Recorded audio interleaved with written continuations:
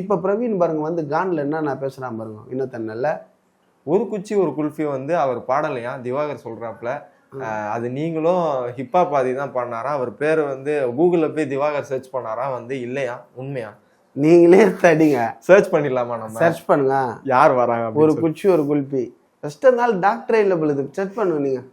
ஒரு குச்சி ஒரு kulfi song by Gana Vinoth and Saravedi Saran 2018. அவர் அப்படி சொல்றாரு, வெளியில வந்து பார்த்தாரா, கூகுள்ல இல்லையா, என்ன சொல்றீங்க? அதான் கூகுள் தான் அவர் கிட்ட போய் சொல்லிது பாவம் பாரு. அவர் வந்து ஐயோ அந்த ஆளை பேசி அதாவது எவ்வளோ சொல்லணுமோ சொல்லிட்டேன் பார்த்தார். ஒரு மாதிரி வினோத் அண்ணே சொல்கிறாரு பாருங்க பார்த்தார். ஒருத்தன் வினோத் அண்ணே தப்புனா கூட நம்ம போயிட்டு நான் தப்பு நான் சொன்னால், இப்போ நான் சொன்னால் கூட அது ஏற்றுக்குவார். அண்ணா இந்த ஆள் ஏற்றுக்கவும் மாட்டான்பா, இந்த ஆள் எவ்வளோ தப்புன்றப்பா, இது வந்து ஒரு வாய்ப்பு, இதை வச்சு பயன்படுத்துனா ரீல்ஸ் பண்ணுறதுக்கு ரீச் பண்ணுறதுக்கு பண்ணி வினோத் அண்ணுக்கு டென்ஷனாகி தான் கலாய்கிறாரு. நான் உன்னை விடுவ மாட்டேன், உன்னை கலாய்ச்சினா என்ன கலாய்கிறாரு புரிதுங்களா? இந்த காம்பாவெல்லாம் கலாய்கல, வினோத்தனை எல்லாரையும் தான் கலாய்கிறாரு.